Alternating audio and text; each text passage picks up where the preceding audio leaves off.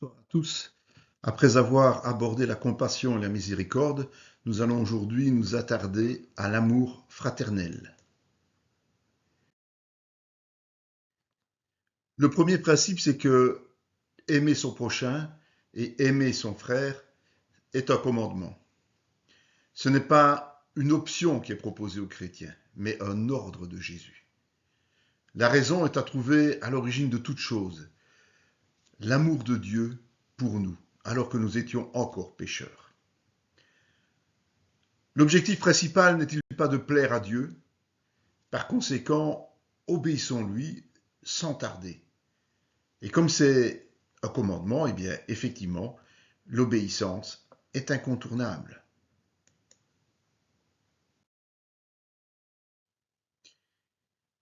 Le sacrifice suprême de Jésus nous enseigne en suffisance sur ce qu'est l'amour inconditionnel. En réalité, cet amour de Jésus est encore plus que l'amour fraternel, puisqu'il est mort pour les païens que nous étions, pas pour les chrétiens. Cela signifie que si nous avons la compassion, la miséricorde et l'amour fraternel, nous n'avons pas encore atteint le stade ultime de Jésus. Continuons donc nos efforts.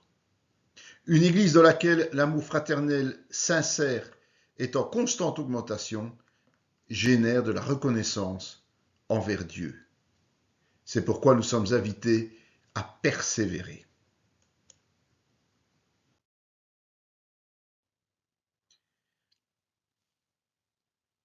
L'amour pour Dieu est indissociable de l'amour fraternel. Or, nous constatons que pour beaucoup de chrétiens, aimer Dieu semble plus facile qu'aimer son prochain. En réalité, ce n'est pas de l'amour, ni pour Dieu ni pour les chrétiens, mais des paroles sans fondement. Et affirmer les choses ne sert de rien si nous n'agissons pas. L'amour fraternel est donc une preuve visible de notre salut, comme le souligne 1 Jean. Il y a des comportements que nous devons à tout prix proscrire. Par exemple, les disputes, parce qu'elles sont toutes d'origine charnelle. Et la jalousie mène au pire.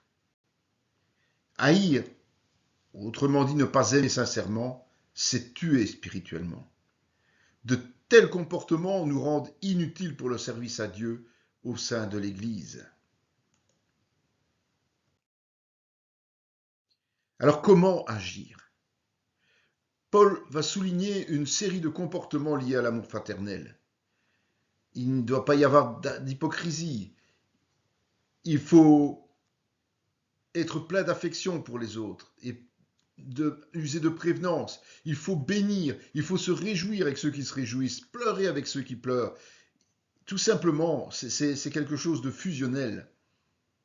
Et Pierre va dans le même sens lorsqu'il insiste sur le fait d'avoir les mêmes pensées, les mêmes sentiments, de faire preuve de compassion et d'humilité.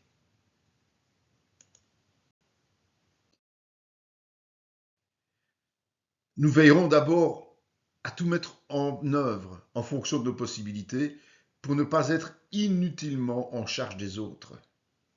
Nous nous mettrons ensuite spontanément à leur service en assumant les charges que l'on n'aimerait pas accomplir si on avait le choix. Le sacrifice personnel qui se consiste à tout donner pour l'autre est l'étape suprême à laquelle nous sommes tous invités.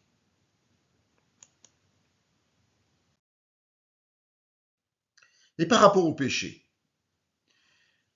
lorsque Pierre nous dit que, effectivement, la charité couvre une multitude de péchés, certains utilisent ce verset pour justifier leur inaction face aux péchés dévoilés d'autres chrétiens.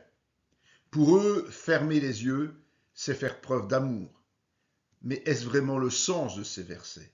Nous pouvons dire que non. Jacques, lui, va expliquer que si nous appliquons correctement la discipline et le pardon, de nombreux péchés seront ainsi effacés définitivement, tant à notre rencontre que devant Dieu. Aimer notre frère, c'est l'aider à demeurer dans la voie de la vie éternelle.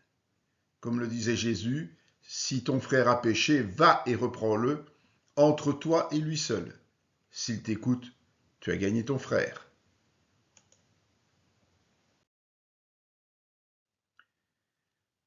Jésus considère que les deux commandements, celui d'aimer Dieu de tout notre cœur, de toute notre âme, de toute notre pensée, et celui d'aimer notre prochain comme nous-mêmes, sont semblables et absolus.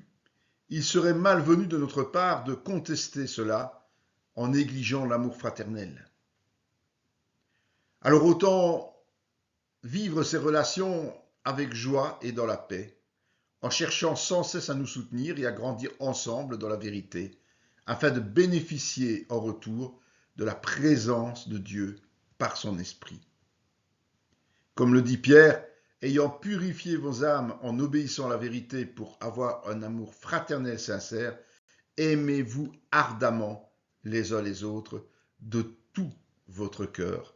C'est ce que je nous souhaite, nous chrétiens. Vous aimez ces petites études bibliques qui sont réalisées grâce au soutien du groupe du Centre chrétien Emmanuel de Spa? Eh bien, vous pouvez nous rejoindre sur ces différents sites et partager avec nous afin de nous édifier les uns les autres. Merci.